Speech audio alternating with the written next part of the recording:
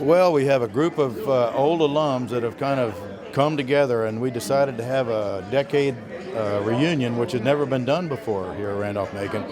And so we surprised ourselves with such a great turnout. We're going to have about 90 teammates and 6 coaches or their representatives and 6 administrators and another 65, 70 guests. So it's going to be a big day. At the end of the decade of the 60s, we had 2 very special teams. And we had the school's only undefeated season in 68, and then we surprised not to be invited to a bowl game, but in 69 we were invited. We went to the first Newt Rockne Bowl and won that quite decisively. So those 2 teams have been really tight and come back many times for reunions, but we thought, why not try to, these guys are passing away and rapidly, I fear, so we wanted to have a reunion decade reunion. In fact, some of the guys from the 50s got on with us, and they said, oh, we don't want to horn in on your decade of the 60s reunion. I said, they're never going to have one for the 50s, so you better come to this one, and there's only about 10 of you left anyway.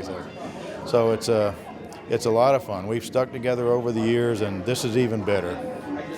Some guys are here today that haven't been here in 50 years. My greatest memories were the classmates that I was here with. I loved the school, and I loved everything about it.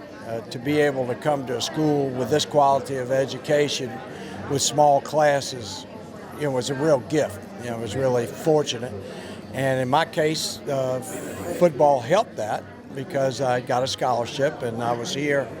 It's just a wonderful time for me. We had a wonderful 4 years of football. Most of the guys that came in as freshmen graduated, which was an outstanding achievement in and of itself. I guess really our greatest year would be our Newt Rockne Bowl year, which was my senior year, because while we did lose 1 game that year, we were able to get the bid to the championship Newt Rockne Bowl. And when we went up to Bridgeport, Connecticut, we were a little bit hesitant because we were outweighed considerably. Our offensive line, I don't know exactly what we weighed, but I think Tommy has it in his information, but we were probably 40 pounds, 50 pounds lighter than some of those guys on the defensive side. But we went in, we had a great ball game. Obviously we won, and that was quite an achievement. But all 4 years of football were fantastic. We had great coaches in Ted Keller, a wonderful head coach, and Joe Teefee and John Matlock, Coach Alley. They were great guys, and they did a wonderful job in getting us ready to play. And then the other coaches were also really instrumental in helping us. Coach Webb and a number of the other coaches, Hugh Stevens and so forth. So that was all wonderful. 68 we were undefeated. It was the most exciting thing. But in 69, we played in that bowl game up in Bridgeport, Connecticut. And so I was a defensive tackle, and John Peters, the MC, and Reverend John Peters played next to me at defensive end. They had a big fullback named Bob Riggio. I dove for him from behind to try to tackle him, and his foot came up, hit me under the chin, and drove my teeth through my face below my lip. So I could stick my tongue out through my face. And I said, John, do I need to get this checked? No, it's almost halftime. We need you in here. And my yellow numbers were getting orange.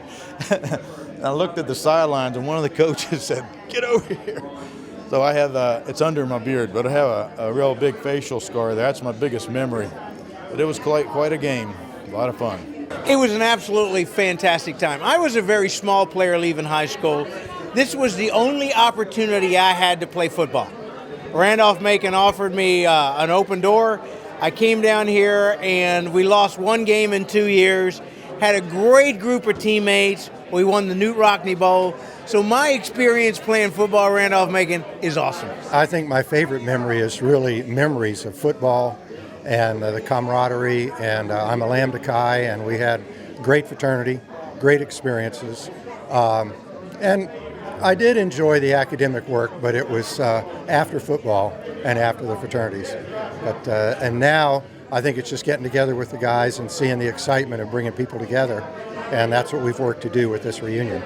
My whole experience at Randolph-Macon was just fantastic. It was fun, and it helped me continue my dream. My dream was to play in the NFL. Didn't know I would get there from Randolph-Macon, but they gave me the opportunity, so I'm forever grateful for that. The most exciting thing about the whole football experience was being on those teams for 4 years and the friendships that you make for that time. And I guess I'd have to say my most favorite time was our last game where we beat Hampton-Sydney 9-0, shut them out here on Day Field, and won the Mason-Dixon Conference Championship. And you never forget that when you beat the Tigers, who I happen to think are also one of the great schools in America as well. Old Day Field was a baseball field for half the year, had the infield on part of the grounds. We had a scoreboard that year that you hung the score up on pegs on the scoreboard as it changed, and an old clock that wasn't even digital, it went around just keeping time of the game. So things changed a lot during the next 4 years, but it was an exciting time. We look at the size of the players, and we're just almost overwhelmed to see how much bigger football players are nowadays. I was looking at one of the helmets that we had out on display coming in, and it looked very nice. And I remember my leather helmet that we had. We actually had leather helmets.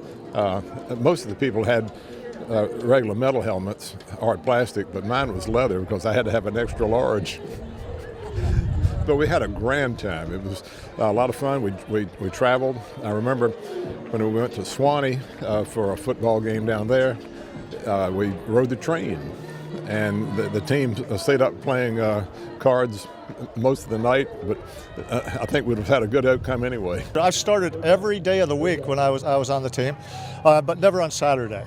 You know, I was one of the what was called the U guys, and those are the guys that practice. And when the first team offense wants to practice, they say, "You guys come over here." Now, you guys go over and play the first team defense, and that's the way it went. It was just, but wonderful group of people, faculty and staff, so great, and the college has just gotten so much just better and better over the years. My best memory, I guess, is the Hampton-Sydney games. We my 4 years, we beat them once, they beat us once, we tied twice, and if you add the scores up for the 4 years, it's a tie. I blocked for him at Harrisonburg High School. He never blocked for me once. He tried to block, and I made him look good every time I missed the tackler that he didn't block. Not only did we play here together, we played as Harrisonburg Blue Streak. Yes, we did. And he really did block for me. Occasionally.